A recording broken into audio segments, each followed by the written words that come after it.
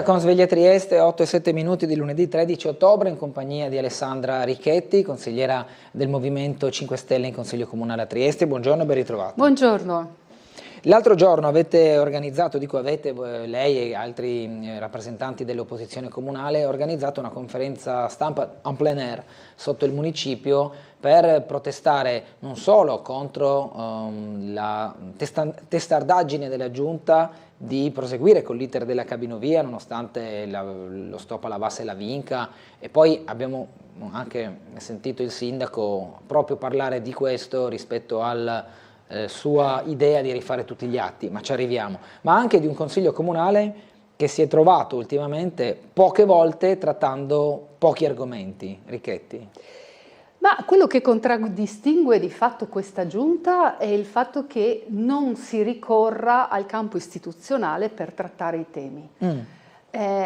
Io l'ho rilevato non solo in quest'ultimo periodo, che è assolutamente appesantito da un'assenza che si sente, ma da tutto il modo di proseguire. Noi tante volte apprendiamo di scelte o di possibili pensieri addirittura di questa giunta attraverso i media, il giornale, che lo trovo molto discutibile. La sede politica del confronto dovrebbe essere quella istituzionale, il Consiglio Comunale, le commissioni. Tutti quegli strumenti sono stati assolutamente censurati. La possibilità che noi abbiamo di fare delle proposte, di segnalare, ma anche di controllare di fatto quello che è l'operato della Giunta, diventa solo limitata alle nostre conferenze stampa. Questo lo trovo un voler censurare il dialogo, aver paura del confronto. Questa volta è stato eclatante. Siamo un consiglio comunale che attualmente lavora per portare avanti un'opera che la cittadinanza, abbiamo visto, non vuole. Comunque tutto è gessato, cercando di capire cosa farà il TAR. Adesso che il TAR ha detto che la Giunta ha sbagliato, la novità, direi che secondo me non è trapelata tanto, è che l'errore della Giunta, la Giunta si è sempre schierata, sono scelte tecniche, invece questa volta quello che ha detto il TAR è non potevano avere il tempo per fare determinati atti perché il tutto è avvenuto di notte. Quindi assolutamente è chiaro che c'è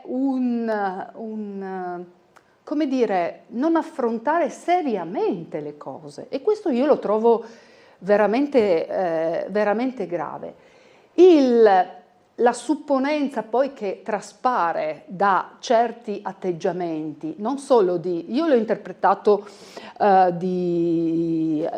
non abbiamo paura del confronto, o siamo anche imbarazzati dal confronto stesso, perché c'è questo riconoscimento di un TAR che boccia, no? Dalle parole del sindaco sembrerebbe invece che ci sia una forma di arroganza e di supponenza. Non ci interessa di cosa dicono i cittadini, non ci interessa delle evidenze che vengono portate in consiglio comunale, ma non ci interessa nemmeno di quelle garanti delle istituzioni, che poi è il tribunale amministrativo, che ci sta dicendo che avete sbagliato. Signori, qua questo tipo di atteggiamento mi sembra molto molto molto grave. E di fronte a una città, io ho citato questa metafora perché mi sembrava che rendesse l'idea, no? Della via crucis delle cose che non funzionano, dove per ogni per ogni stazione io vedevo tutte le cose che non stanno funzionando a Trieste, tutti i cantieri rifatti, il tram, il Ponte Piccolo, Ponte Verde, l'ha citato anche il sindaco, vantandosi che le cose andranno bene, dimenticando o sottintendendo alla popolazione che era già stato fatto partire un bando, quel bando, quell'appalto, quel cantiere è partito, è stato pagato con i soldi dei cittadini, con un nulla di fatto, perché i camion continuano a transitare per il resto della città e la gente se ne accorge. E adesso dobbiamo rifare l'appalto. Insomma, il tram, vogliamo parlare? Bellissima la Barcolana.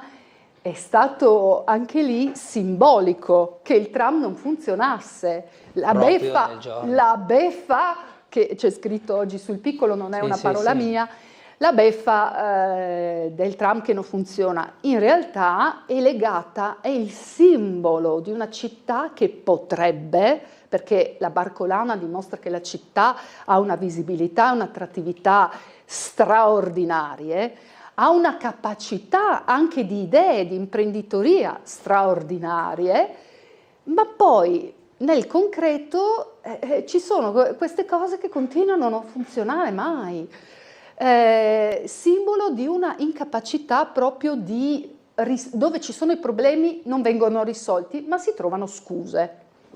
Abbiamo una telefonata, Richetti, ascoltiamo assieme, buongiorno.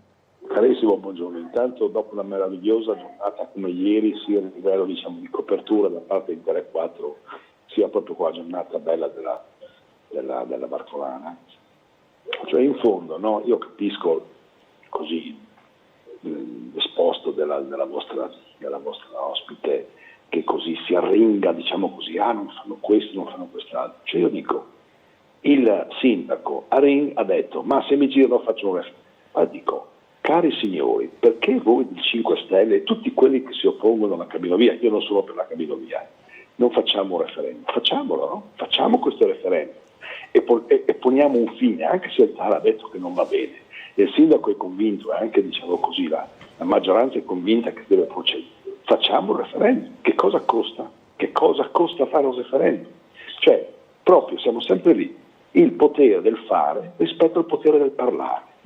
Cioè capisco, facciamo il referendum, facciamolo. Ecco, la vostra esponente, la vostra ospite, che è del 5 Stelle, poi il discorso del Trump è successo, io direi forse la beffa è quella masmaglia di pro-pal che si sono messi lì da una parte prima a Ponte Rosso, poi hanno fatto il fuggi, sono andati lì a Piazza della Borsa per interrompere quella che era la celebrazione della città. Per cui, cara Richetti e cari 5 Stelle, cari oppositori, fate questo referendum sulla cabinovia e vedete che le cose cambiano. Buongiorno. Grazie. Ma io ringrazio tantissimo il telespettatore perché il referendum l'abbiamo chiesto da subito. Forse si è perso questo. Il referendum è stato chiesto da subito e è stato fatto di tutto per non svolgere tale referendum. Farlo adesso a me va bene. È curioso però che si faccia adesso. È curioso che si faccia adesso. Perché? Perché lo si fa in risposta ad un TAR che dice no ragazzi, così non si fa. Sembrerebbe si voglia appellarsi a una, scappatoia, cioè utilizzare lo stratagemma del referendum come scappatoia alle proprie responsabilità. Così in un modo o nell'altro ci si lava le mani, nel senso che se la città dimostra, come io penso che la cabinovia viene ritenuta inutile, signori, non siamo stati fermati dai cittadini. Ma se la città eccezionalmente dimostrasse che effettivamente a qualcuno interessa quest'opera impattante, cosa si farebbe rispetto alle sentenze del TAR che comunque hanno un valore istituzionale enorme? Quindi mi dispiace, obietto e ripropongo la discussione. Non è stato da parte nostra il fatto che non si volesse, anzi io ero fra i certificatori che ha raccolto le firme proprio perché si facesse il referendum, quindi gli è sfuggito al telespettatore questo aspetto.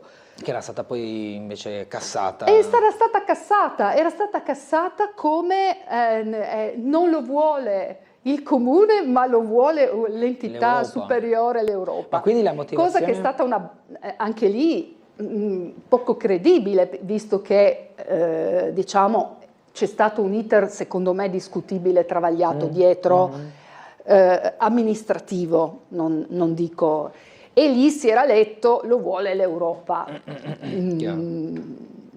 che era a mio avviso anche lì molto forzato, però accolgo quello che era stata la decisione della commissione.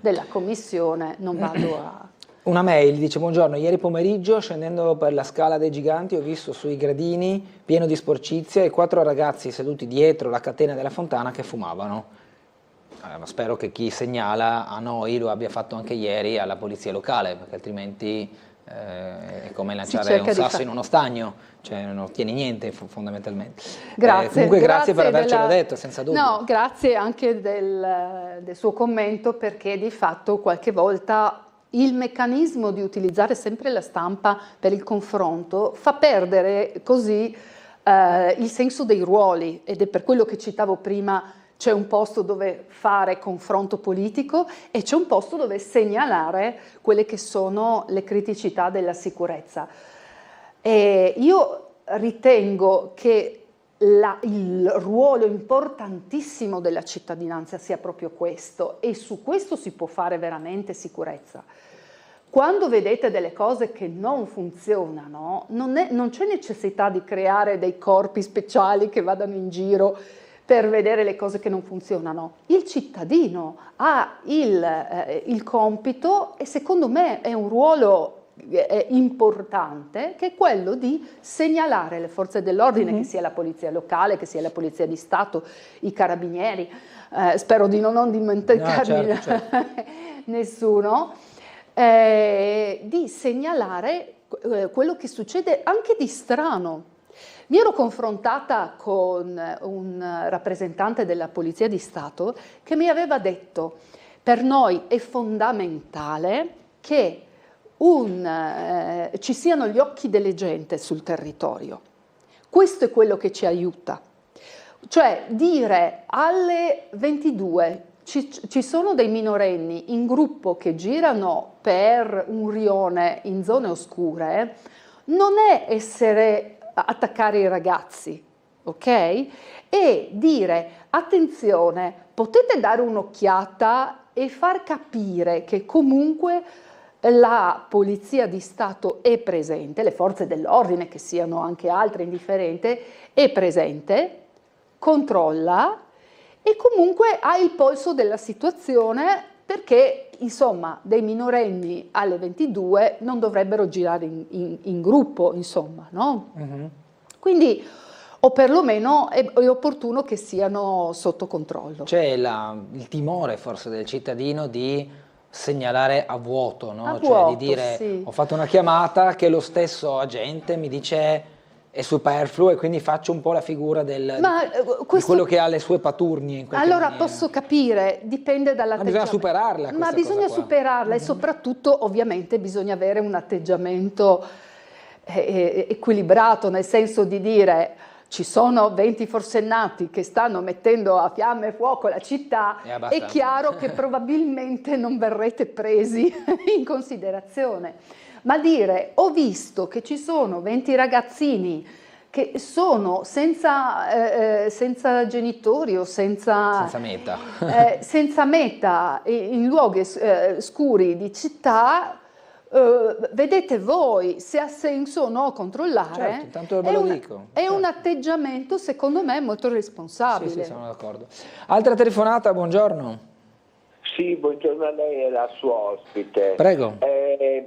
Mi domando, soprattutto alla sua ospite, Avrei voluto vedere un riconoscimento sulla Barcolana da parte delle 5 Stelle per la flottiglia, perché la flottiglia in fin dei conti erano tutte barche a vela che hanno cercato di andare verso la Palestina, portando una delle nostre leggi più importanti nella Costituzione, che dice l'Italia ripudia la guerra, e avrei voluto vedere nella Barcolana qualcuno che dice l'Italia è forte e ripudia la guerra, e ringraziava quelli della flottiglia. C'è stato.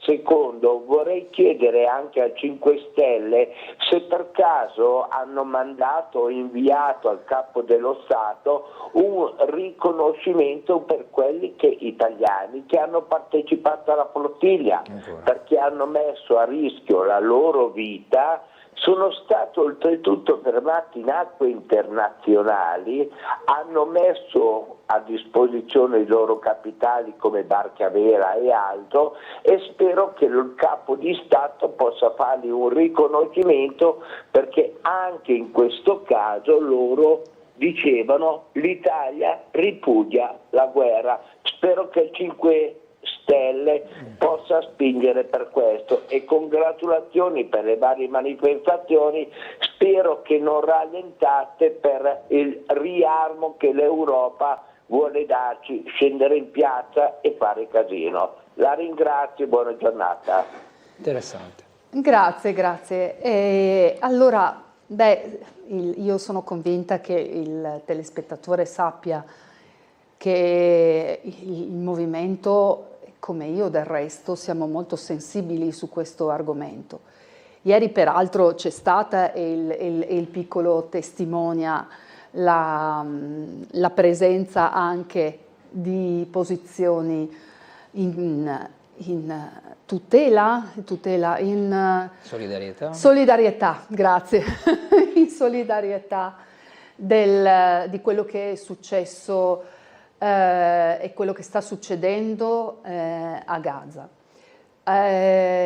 Ricordo che quando per chi se lo fosse perso, chi non mi segue sulla pagina anche dei social, che ero via ancora, non ero a Trieste, quindi non ho potuto partecipare allo sciopero, e da lontano ho ritenuto opportuno ricordare la gravità di quello che è successo, di bloccare delle navi, di comunque fare un atto che io considero di pirateria, perché essendo in acque territoriali, cioè internazionali, di fatto c'è un grosso problema di rispetto di quelli che sono le normative, le tutele e le garanzie.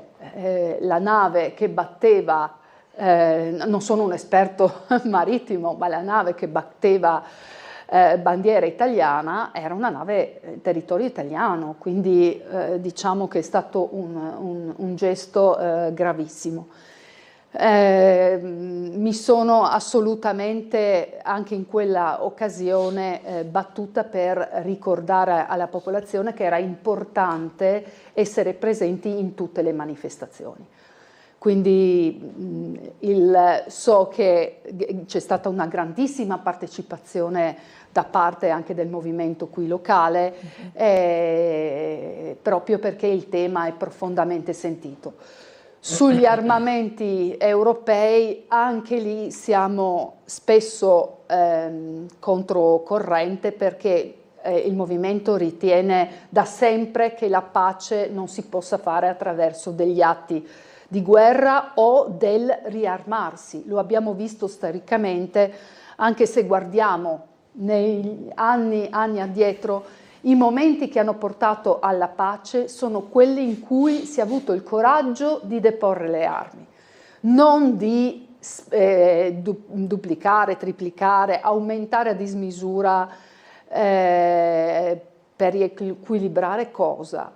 Cioè, c'è sempre sembra più un interesse così, azioni che vadano a supportare gli interessi delle industrie belliche che purtroppo un reale sicurezza per i cittadini europei, che vedono ridursi invece tutte le risorse che andrebbero per il sociale. Quindi anche in questo siamo d'accordo con il telespettatore, anche se ha fatto un inizio, un incipit che sembrava un po' diverso. Una mail dice: buongiorno, ma chi va più a votare ai referendum? Vabbè, può darsi che però possa chiamare pubblico, no? Un referendum sulla cabinovia. È terribile, a prescindere dall'argomento del referendum, lo trovo un'affermazione terribile, perché io ricordo sempre che la politica, quando dicono la fanno i politici, facciamo un'affermazione noi cittadini assolutamente sbagliata e mortificante per il nostro potere. Non solo noi votiamo, ma abbiamo tanti diritti. Se non li applichiamo, signori, di chi è colpa? Dei politici o dei cittadini che non hanno più fiducia nelle istituzioni, ma che non ne hanno consapevolezza di quanto vadano a perdere nella non partecipazione. Quindi grazie a chi ha scritto questa mail, perché ricordare che specialmente i referendum sono il momento per eccellenza di poter dire la propria opinione e andare, a prescindere, comunque andare a votare, dimostrare che si è presenti, perché coloro che amministrano hanno paura della presenza del cittadino e stanno ad ascoltare chi va a votare. Non andare a votare, non andare a esprimere il proprio parere attraverso anche il referendum o le leggi di iniziativa popolare, è gravissimo, ci si autolimita e le conseguenze le vediamo. Allora, altre mail, poi abbiamo la telefonata. Buongiorno, volevo ringraziare il Movimento 5 Stelle e la rappresentante di oggi, Alessandra Richetti, per il lavoro che stanno svolgendo come opposizione costruttiva per la nostra bella città. Un'altra mail invece dice: buongiorno, come ha detto la consigliera, il referendum era stato proposto e bocciato. Ricordo però che le circoscrizioni avevano dato parere contrario, che il Piccolo aveva fatto un sondaggio dal quale era emerso che la cittadinanza era a grande maggioranza contraria, e inoltre il referendum avrebbe un responso puramente consultivo e non avrebbe nessun potere di cambiare purtroppo il progetto. Beh, però manda un messaggio chiaro, no? Quindi sicuramente ha ragione chi scrive, non è che col referendum tutto corretto. È vincolato. Però se arriva una percentuale di 70% la vogliono, 70% non la vogliono, dicono i due estremi, certo, il messaggio è chiaro da parte della città, poi bisogna vedere chiaro. Quanti vanno all'affluenza. È chiaro, però vorrei che anche non si distraesse un attimino l'attenzione da tutti gli errori fatti quest'anno e da tutti i soldi spesi e sprecati quest'anno, in questi anni, non in quest'anno, perché attenzione, dire se mi gira che trovo frase poco istituzionale, ma sappiamo che il nostro sindaco non è molto avvezzo alle frasi istituzionali, non le ama, preferisce queste uscite molto televisive. Molto televisive, se mi gira faccio io.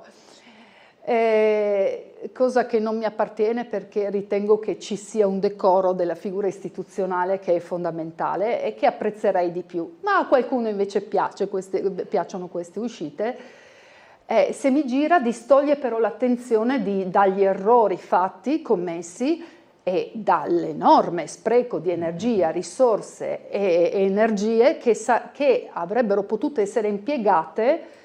Ricordiamo i soldi sprecati che ci erano stati assegnati, bastava cambiare progetto, vogliamo ricordarlo? Non sono soldi, eravamo arrivati fino a oltre 60 milioni di euro, non sono noccioline così che a Trieste arrivano in continuazione.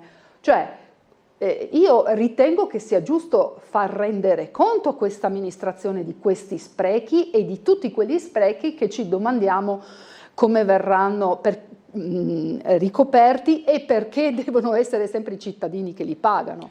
Allora, andiamo a sentire una telefonata, ci faremo dopo poi la pubblicità. Buongiorno. Sono Franco da Udine, buongiorno a loro signori, Triestini e Friulani. Prego. Allora, alle opposizioni, se Landini ha fatto il referendum, potrebbero farlo anche loro, però dopo se perdono pagano le spese. È inutile stare lì a nostro carico le spese. Un'altra cosa, tutti i cittadini segnalano, no? Non hanno tempo i cittadini di scrivere a Tizio, Caio e Sempronio, ma la rappresentante dei cittadini dovrebbe andare in comune e farsi sentire quel che ha sentito dai cittadini. 1.000 euro al mese potrebbe dare 4 ore al giorno ai cittadini, invece di star lì a parlare, a giustificare. Abbiamo trovato una donna ragno stamattina che si rampica su tutti. Grazie. Beh, il discorso era abbastanza lineare a mio avviso, e scusatemi se mi intrometto anch'io, ma nel momento in cui il telespettatore che ha scritto la mail ha detto ieri a sera ho visto 4 ragazzi e pieno di sporcizie in Scala dei Giganti, che non sento a crederci, perché Scala dei Giganti abbiamo visto essere stato meta purtroppo di sporcizia in molte occasioni, ed è giusto, e lo ringrazio che l'abbia segnalato a noi questa mattina, dove sono passate più di 12 ore dal momento in cui l'avrà visto. Benissimo, vuol dire che anche attraverso questa cassa di risonanza mediatica daremo modo alla politica e dopo anche alle forze dell'ordine di restare con gli occhi attenti su quel posto, ma va da sé che per risolvere il problema in quel momento bisogna segnalarlo in quel momento, e quindi nel momento in cui io scendo le scale da Scala dei Giganti, prendo il telefono, che sicuramente chi ci scrive avrà avuto in tasca, chiamo la polizia locale o il 112 e, come diceva Richetti, con discrezione dico: guarda, io sono qua, ho visto sporcizie, ho visto 4 persone che erano lì, bivaccavano e fumavano, io lo segnalo, vedete voi se è il caso di passare, magari vedere che non siano dei senza tetto, che non siano persone che sporcano avanti, che non stiano deturpando il decoro pubblico, perché comunque la Scala dei Giganti, o che abbiano anche bisogno di essere segnalati, o che abbiano bisogno di avere, ci sono tante cose. ci sono tante situazioni che poi chi di dovere prenderà in carico. Io credo che l'atto del cittadino di prendere il telefono e spendere 2 minuti della propria serata nel chiamare la polizia non sia niente di sbagliato. Poi tutto il resto, come diceva Franco, l'onere del consigliere comunale di farsi carico delle segnalazioni viene subito dopo, ma sì, credo che Richetti, non so se lo facciamo dopo. Possiamo farlo. Ecco. Credo che Richetti intendesse che la soluzione principale è essere attivi, cioè la cittadinanza attiva nella risoluzione dei problemi. Richetti, scusami se mi sono sostituito a lei, però a un certo punto bisogna anche specificarle le cose. Grazie, perché mi ha tolto le parole rispetto a quello che era il mio intento, e se è stato interpretato come un delegare al cittadino, mi sembra che sia un po' tirato, signore mio, e soprattutto era molto costruita la telefonata.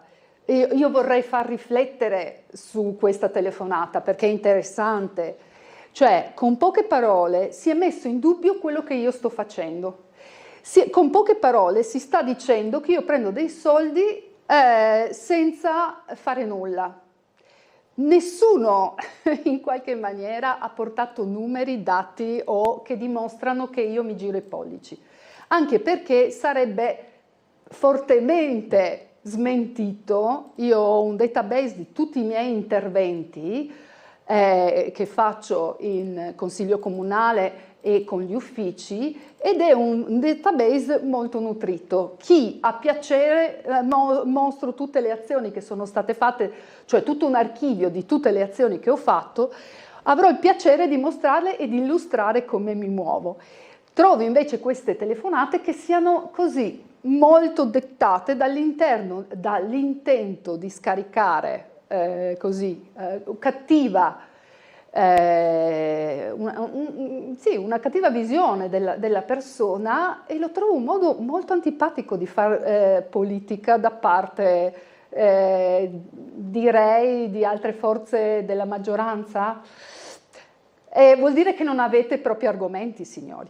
Allora, prima della pubblicità andiamo a strapparci un sorriso con la vignetta di Marco Englaro, che era anche nostro gradito ospite ieri durante l'altra barcolana. Mio marito è tutta la settimana che si allena per la barcolana, anche il mio, e passa tutta la mattina al buffet e torna pieno come un ovo. Vabbè, abbiamo visto anche ieri fra cambuse e prosecchi come la giornata sia stata caratterizzata anche dal folklore che accompagna molti degli equipaggi che non partecipano per vincere, perché poi bisogna essere competitivi ad alti livelli. Abbiamo visto ormai come le imbarcazioni che arrivano nelle prime posizioni siano veramente di un impegno anche economico piuttosto importante. Andiamo in pubblicità, ci rivediamo tra poco.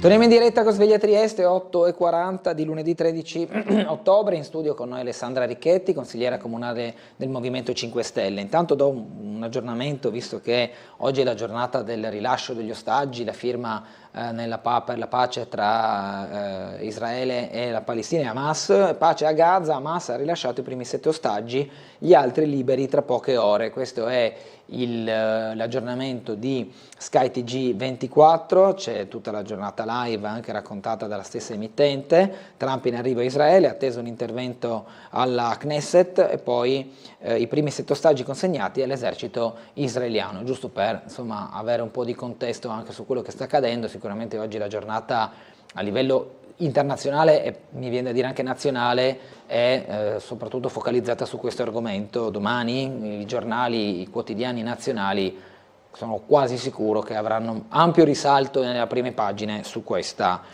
notizia qui, ma era giusto per avere uno spaccato un po' diverso. Torniamo a calarci nella nostra realtà con alcune mail. La prima dice: buongiorno, ma gli sprechi del famoso stream di Illy chi li ha pagati? Questo è un quesito che pongono. Un'altra mail: mi sembra che l'ospite studio appartenga ancora a un movimento, un partito del Vaffa. Ne ha fatto la sua bandiera assieme a vari sproloqui, quantomeno imbarazzante il commento dell'ospite. Saluti Patrizia.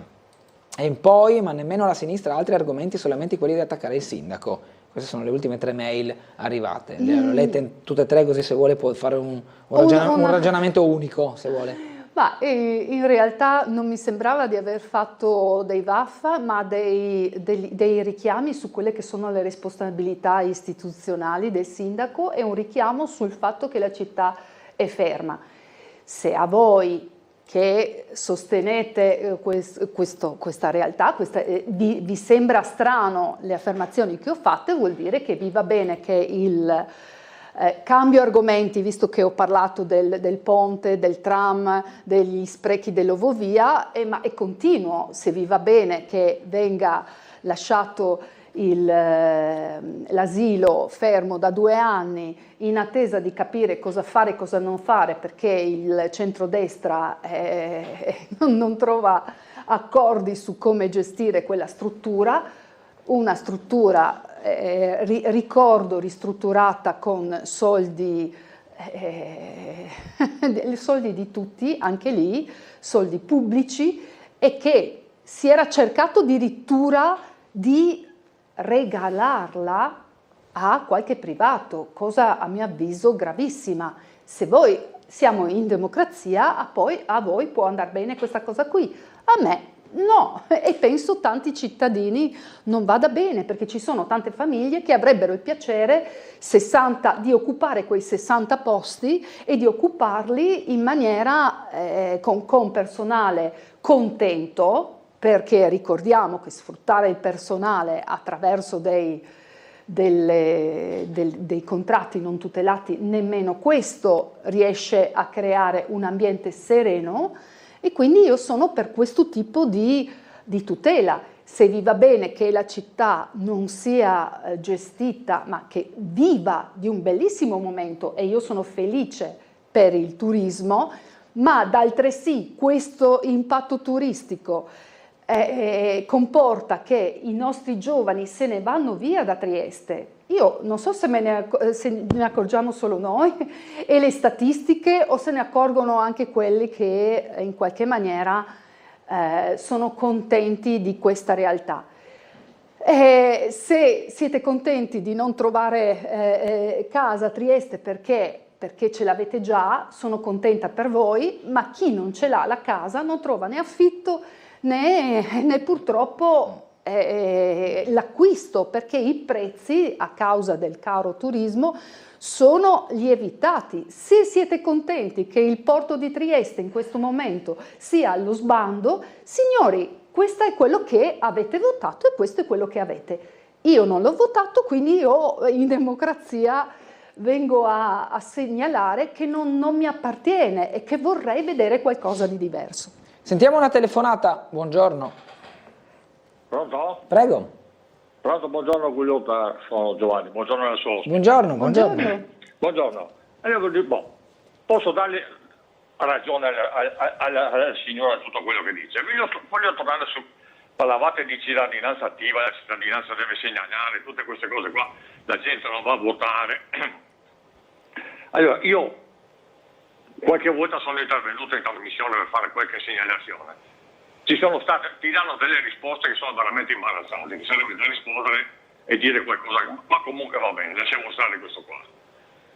Ma torniamo al discorso le persone non vanno a votare. Sì. C'è una legge che dice che se tu non hai la prescrizione medica, parliamo di salute, cavolo, parliamo di salute, non di asili, che dopo sarebbe tutto quello che vuole ragione, però parliamo di salute, persone che stanno male. C'è una legge che se non me le dai nei tempi previsti, mi devi andare, vado nel privato e mi rimborsi. Dopo non voglio sentire risposte, mi hanno dato vai a ingrassare il privato, non me ne frega niente, io in quel momento voglio curarmi. Dopo i problemi sono vostri di risolvere questa roba qua, no? Però io vedo tutte queste persone, giustamente, ripeto giustamente, vanno in piazza per la Palestina, per tutto quello che volete. Ho chiamato tante volte gli esponenti della sinistra, perché penso che Gugliotta e Telequadro sarebbero felici.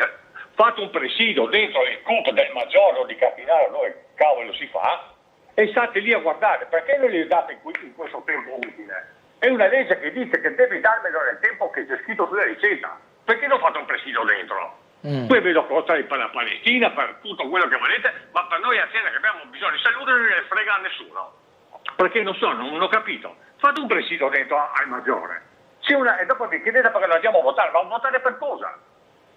Piuttosto fare una passeggiata sul cazzo, che me ne frega di votare, perché tanto non ci avete parlato di camera, cervello nessuno, né destra né sinistra. Questa è la realtà. Fate un presidio, perché voi lo fate? Ho chiesto tante volte alle persone qui di sinistra, soprattutto perché la destra chiaramente non si dà contro. Fate un presidio al Maggiore e fate rispettare le leggi sulle prescrizioni mediche. C'è una legge, quindi voi siete dei politici, fateli rispettare, ma fate un presidio là. No, invece no, parliamo dell'asilo di Roiano, che tutto sarà importante, ma penso che la salute sia la prima cosa da combattere. E questo però ho parlato tante volte e ti danno delle risposte, sì, tante volte mi dicono, così vai a alimentare il privato, ma me ne frega niente a me del privato, io voglio essere curato, dopo sono problemi vostri di risolvere questa roba qua. Fatelo con Gugliotta, che è un bravissimo giornalista, fate un presidio Maggiore e dite fate rispettare le leggi, questo è da fare, e dopo qualcuno vi crederà in voi e verrà a votarvi. Tutto qua, grazie, buona giornata. Grazie a lei Giovanni. Allora, grazie a Giovanni, perché l'argomento in realtà era uno degli argomenti che avrei trattato per prima, perché il piccolo apre proprio con questo. Solo che mi rendevo conto che ci sono tanti altri argomenti che sono legati alla politica e questo è chiaramente più regionale che comunale. Però il signore ha assolutamente ragione. Si dimentica solo un piccolo passaggio, perché questo mi dispiace che gli sia sfuggito e qualcosa della comunicazione non sta funzionando, perché se è sfuggito vuol dire che qualcosa della comunicazione non sta funzionando. Ormai sono anni, io non so, saranno 3-4 anni, che c'è un comitato per la salute pubblica che è fatto da varie associazioni, vari volontari di cittadini che sono sensibili al tema e anche dalle forze politiche, fra cui anche quella del Movimento 5 Stelle e non solo, che stanno segnalando da tempo che il problema è gravissimo, gravissimo. Quindi siamo assolutamente d'accordo con Giovanni, il tema principale è il tema della salute. Vogliamo guardare cosa ci dice il piccolo oggi? Dalle statistiche di oggi, quello che appare è che il Friuli Venezia Giulia è fra le regioni che spende di più in sanità, è fra le regioni che ha più, paradossalmente, più operatori sanitari, ma questo comunque porta al fatto che il numero di pazienti che ha problemi di salute pari alla città di Udine, 100.000 persone, quel numero è il numero delle persone che rinuncia di curarsi. Questo è gravissimo. Questo ci sta parlando, io lo leggo, di uno spreco di risorse mal gestite, perché dobbiamo ricordare che di fronte al fatto che c'è questa spesa con questi numeri, i nostri operatori sanitari e i medici sono allo stremo. Quindi ci sta parlando di una organizzazione che non sta funzionando. E quindi abbiamo fatto più di un presidio, non solo al Maggiore, non solo riguardo alle cure, ma anche alla prevenzione, sul fatto che sono stati curati i consultori. La prossima volta che ci sarà un incontro in piazza, io spero che lei mi venga e ci vediamo in quell'occasione, perché io ero a difendere i consultori anche in piazza San Giacomo, ero in varie situazioni proprio a tutela della salute, perché questo è uno dei problemi più delicati, specialmente in una regione che soprattutto è in prevalenza costituita da persone anziane, in cui la situazione della perdita di diritti a livello di tutela di salute è enorme. Quindi, signor Giovanni, siamo d'accordo. L'unica cosa su cui non siamo d'accordo è sul fatto che non ci siamo rispetto alle difese. Ci siamo, forse non sempre viene data tanta visibilità alle azioni che vengono fatte, o qualcuno perde e non legge o non vede. La prossima volta vediamoci ai presidi. Le leggo un paio di mail. Allora, questa dice: vuoi riconoscere qual è la sua posizione del suo partito, avendo già inviato una mail con una stessa richiesta all'altro politico della giunta comunale su quello che sta succedendo nell'ambito educativo, quindi nidi e scuole materne gestite dal comune. Il personale non di ruolo quest'anno è stato assunto fino al 19 dicembre in concomitanza con la chiusura delle scuole per le vacanze natalizie, con la non certezza di essere richiamato alla loro apertura.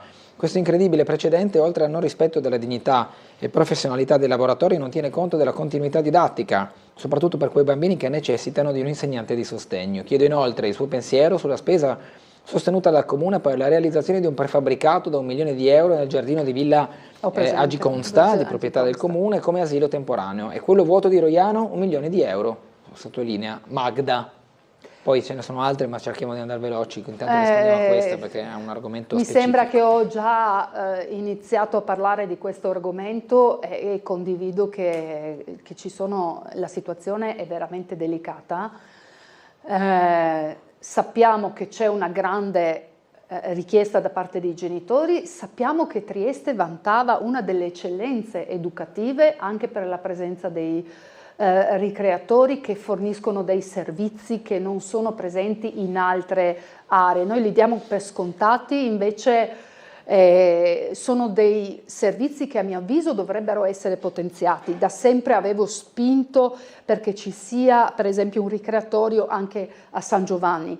Non sto deviando il discorso, sto dicendo che bisogna investire e che non si può dire cerchiamo il nostro, come ha detto il sindaco Aring l'ultima volta, noi ci vantiamo che abbiamo il bilancio in attivo. Non siamo un'azienda, noi non dobbiamo avere un bilancio attivo, certo che non dobbiamo andare a fare debiti, ma dobbiamo fare servizi, quindi il nostro problema non è accantonare soldi magari in visione della ovovia.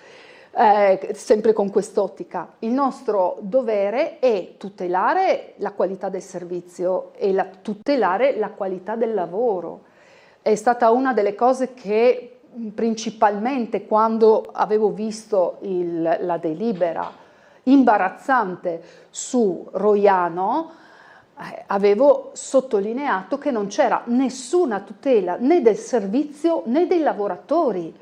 E questo è gravissimo, dimostra che c'è un'idea, come dire, di sfruttamento delle persone e di creare servizi sulla carta, ma non di preoccuparsi che questi vengano monitorati. Cioè, in quell'occasione la delibera diceva che si demandava a questa futura società che avrebbe preso in gestione quella struttura senza controlli, ed era stata una delle prime richieste che avevo fatto, che ci sia controlli sul tipo di contratto, che ci sia controlli sul tipo di servizio e che sia in seno alle eccellenze che abbiamo in comune, perché noi abbiamo delle eccellenze educative ed è fondamentale che quelle eccellenze possano controllare e dire la propria anche sugli appalti e sulle concessioni indifferenti.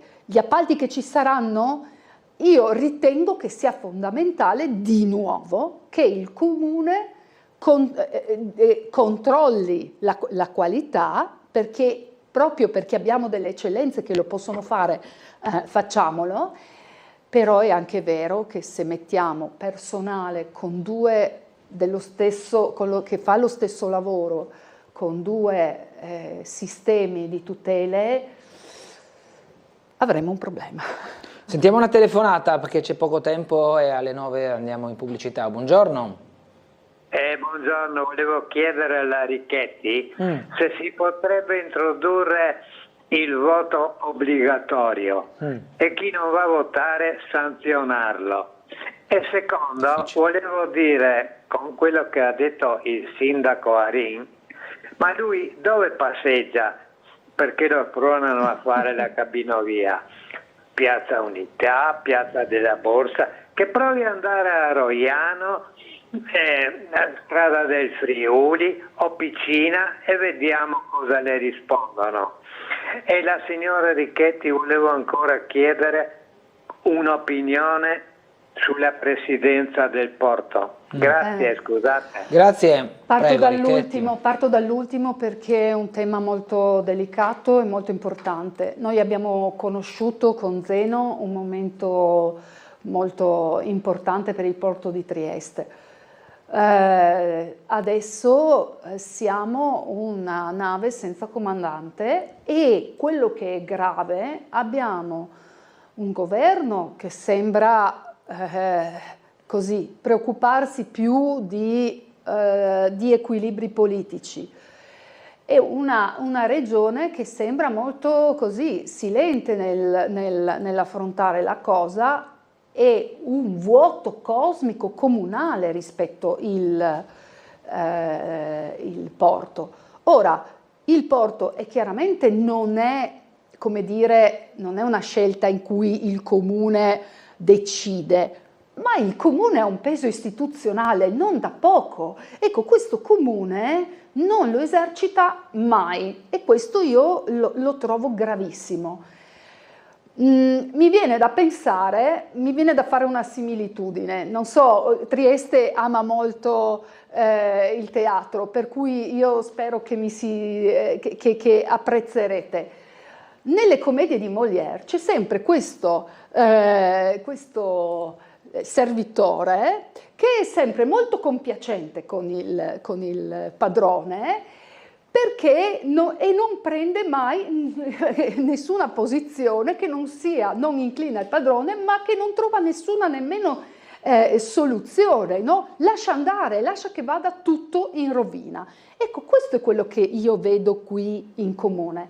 Cioè, siccome c'è questa congiunzione astrale per cui c'è il centrodestra al governo, regione e in comune, il comune dice, anche di fronte alle nostre sollecitazioni delle opposizioni, che diciamo bisogna prendere una decisione per Trieste, perché si sta perdendo già adesso, si sta perdendo potere e il rischio è grossissimo, in un momento delicatissimo. Mo l'ottavo abbiamo delle compagnie di trasporti e portuali che stanno facendo, hanno tensioni fra di loro perché nessuno sta in qualche maniera tenendo le briglie del discorso.